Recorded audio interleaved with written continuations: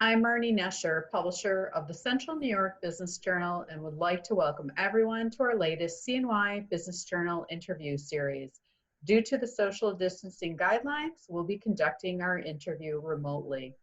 Please stay up to date by viewing our website daily at CNYBJ.com for the news and the impact that the coronavirus is having on every business in Central New York. Subscribe to the Central New York Business Journal if you are not currently a subscriber by going to our website at CNYBJ.com. Now I'd like to introduce Bill Berthel, partner of Emergent, which is a leadership and organizational development company located right here in Syracuse. Bill, thank you for joining me. Thank you, Marnie. Good morning. Good morning. Well, I gave a very brief introduction to you and to your company. I would like for you to share with us more about what Emergent really is. How long have you been around for? Absolutely. No, thanks for the opportunity. You said it well. We're in the human development business. We're all certified professional coaches, and there's really three legs to the stool of our organization. We do training of leaders, teams, and organizations. We specialize in the emotional intelligence space and other team dynamics such as trust and accountability. We're all certified coaches, so we provide coaching services as well, focus on leadership in organizations.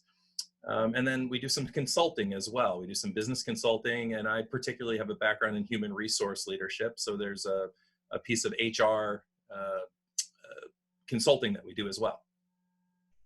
So tell me, what are your specialty areas then? Yeah, so again, the coaching modality we bring to everything we do as certified professional coaches, executive coaches. We specialize in one-on-one leadership coaching. We do group coaching for teams, and then we bring that into our training discipline as well. So, the training and coaching are really our specialties to bring leadership, better leadership in organizations. We focus mostly on the Central New York region, but this current time we're in has us converting all of our work to remote delivery. And we were in webinars and doing remote delivery before, but we've really taken this opportunity to springboard further ahead, and we're interested in growing our footprint to a more national service area. But like you said, we're based here in Syracuse. Central New York is home to all of us, and we're really focused here for leaders in Central New York. Can you tell us the difference between consulting and business coaching, or is there not a difference? No, that's a great question. There certainly is a difference. So as a consultant, we come in as a subject matter expert, right, with a background and knowledge, absolute expertise in those business topics. So if it's consulting on strategic planning, we have expertise in strategic planning. If it's consulting in employee engagement from a HR OD perspective, we have expertise that we help apply and get the learning curve of the organization more efficient, shorter, quicker to get programs up in place, best practices and different programs. Coaching is very different. Coaching is that space of working with individuals or teams to, one, get their consciousness and self-awareness higher. Two, we're able to identify what's known as either limiting beliefs or psychological barriers that hold us back from higher performance, achieving certain goals, going after certain stretch goals, whatever that might be in a leadership or business application. And then identifying those limiting beliefs, we can then put in place new practices to experiment with. And what you get in a coach is an accountability partner. We also help the individual hold themselves accountable to these new practices to build new habits. And so if I netted that out, what it comes down to is that we have patterns of thought that create certain patterns of our behaviors. And so to really identify what those patterns of thought are with ourselves, choose to change something to create new patterns of behavior, higher performance with leaders and teams. That's what you get from coaching. All right, that's a great explanation. I don't think I really thought about the difference too much until I had you come on. I'm glad you broke that down for us. So if you can share with us, what aspects of business do companies typically need the most help in? So what I'd like to say is that we work with largely progressive organizations. So the need, one, is self-selected, right? They're identifying, they have a high level of awareness and performance already. So they're mostly good to great models, right? And so they're usually looking to either kind of up their game in leadership to get even higher levels of effectiveness, to be able to be more highly engaged with their employees, to have greater job satisfaction and fulfillment themselves as leaders. It's anywhere that performance can be increased in the organization. We do a great deal of work in the emotional intelligence space. So it's one thing to be a technical expert in your field. It's another thing to have high levels of business acumen. And then I don't think any of us are working alone these days, even though we're divided and separated with the social distancing. We're still working together. We're still connected as teams and organizations.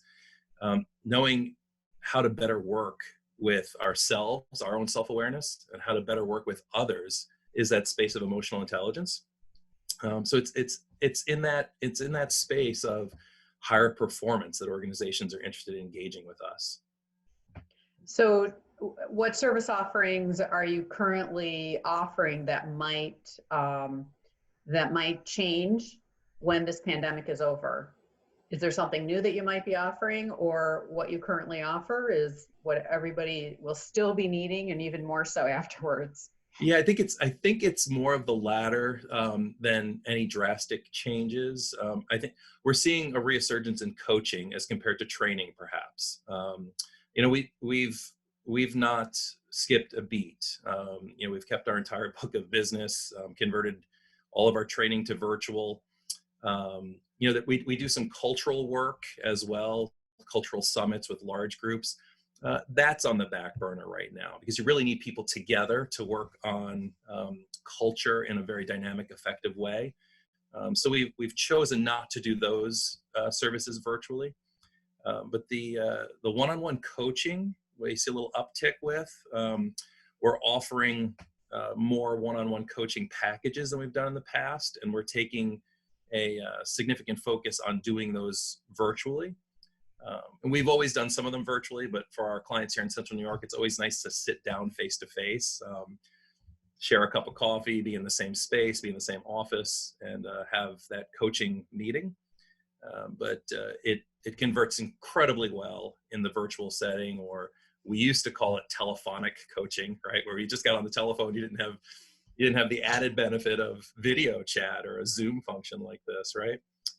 So we're seeing more and more one-on-one coaching, and we're happy to be making more offers in that space.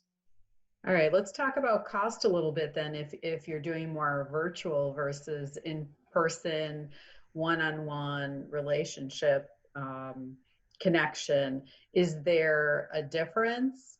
Do your clients expect to pay differently as a result of that? Is the value exactly the same? Yeah, no, right. The value is the same. The value is in the process. The value is in the process. Our process is one of which. So let's take, for instance, coaching a leader in an organization. So perhaps this is a director, a vice president, a manager, some level of leadership in an organization. Our process involves what we call a triad. This is Emergent's unique coaching process. Where we start with that person we're going to be coaching, that leader, and who they directly report to. And so we bring that higher leader in to align expectations in the coaching process. So there's some influence from the person that we're coaching, from their leader, to influence the goals that we would be working on in the coaching engagement. And then the one-on-one coaching engagement occurs with that individual. So it kind of doesn't matter whether we do that in person, whether we have it virtually, or a mix. It's often a mix. Before the COVID time, it would be a mix of that anyway. So that's not affecting cost or price. The value is in that process and the engagement. So is there any advice that you can share for business owners as they come to the other side of this pandemic and they're starting to focus on rebuilding their business? Yeah, absolutely. And I think so. The advice starts now. It's not just on the other side of this. It's about agility. It's about leadership agility. There's great stories in our community of organizations doing that, which is wonderful to see. Wonderful stories of the flexibility of leaders and teams to conduct their business in creative ways. And that we look at that. We look at the difference between a reactive leadership style and a creative leadership style. Think about it that way, Marnie. It's in a stressor state or when there's change involved. Sometimes first reactions are reactionary, right? As opposed to stepping back, slowing down for a moment, and considering what creative approaches there might be. There's been no shortage of creative leadership in our community. It's been pretty amazing to see what's going on with some businesses. So advice, where can we be adaptable, right? You first adapt to survive, you then survive to sustain, and then you sustain to thrive. I think we've seen a lot of organizations already adapting to survive. That's awesome. I think now, how do we survive to sustain again? And that's still adaptability. It's still about being flexible and creative in our leadership style, working with our people, getting more voices at the table, I think, because there's a lot of creative ideas and solutions at every level of every organization. So I think it's the leader being that adaptable listener, and then a willingness to experiment, knowing that it may be 3 different answers instead of just one way moving forward. A real desire and willingness to experiment with some new creative ideas.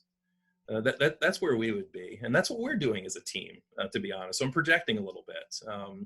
We take our own advice, we take our own coaching in the work that we do, and so we're adapting, we're being creative and trying more than one solution to see what works best, what resonates most with the market and the clients.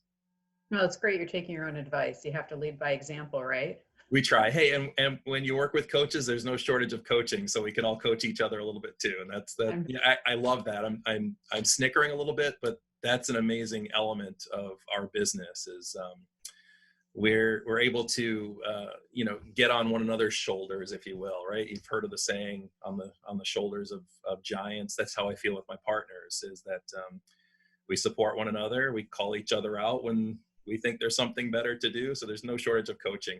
It's pretty phenomenal. So another question I have then, if you have a piece of advice for employees at all levels as they get back to work. Yeah, and we recognize that we're all going to have different challenges and different attributes of whether it's re-entering the workforce and there's lots of people still working, essential workers. My God, thank you for everything you're doing out there. It's going to be different for everyone, and each individual might have some unique challenges in that. So I think it's about still connecting, right? It's about voicing the concerns that we have. It's about creatively finding those solutions together. And I think for leaders, recognizing that not everyone will have the same experience re-entering the workforce. So what can we do as organizations to be adaptable and creative, and still equitable? I'm not suggesting it's the Wild West and, willy-nilly. But what can we do to ensure that everyone has the resources needed to overcome their specific challenges, whether that's family. It'll be interesting. Kids will start going back to school. Daycare centers will start opening. Different challenges will start relieving themselves, but we'll still come into the workforce with some unique needs. Let's make sure we identify those and be creative about the solutions around that. That'd be our advice. So taking it one step further, then, if you can look at Central New York down the road, a year from now, where do you think we're gonna have landed? I, I think we're going to land in a good place. I think we do. I think we're a resilient area of the country. We're a resilient communities. That's what I've been a New Yorker my whole life. Central New York, my entire, teenager and up adult life. I know this area as communities that come together during difficult times. And there's a resolve, there's a resiliency here. Maybe we're a little bit like our land. It changes, it's rugged, it's beautiful, and it's abundant. I think that's where we're going to land. That's not sugarcoating it. It's a challenge, right? We have hard winters. We get through it, don't we? Our springs aren't as beautiful as some other places in the country, perhaps, but my God, it's gorgeous here. I think we're like our land in that way, that we're resilient and it's abundant. I'm not worried. I'm not worried. Well, that's good. That's good to hear. I love your optimism. It's what we need to hear. I love people's perspectives and opinions, because everyone, like you said, is going to look at things differently. And I think it's important, as we get back into the community and getting back to business the best that we can, to hear what other people are saying, and hopefully we're all going to be heading in an upward trend. Thank you, Bill, so much for joining me today. My pleasure. Thank you. Appreciate it.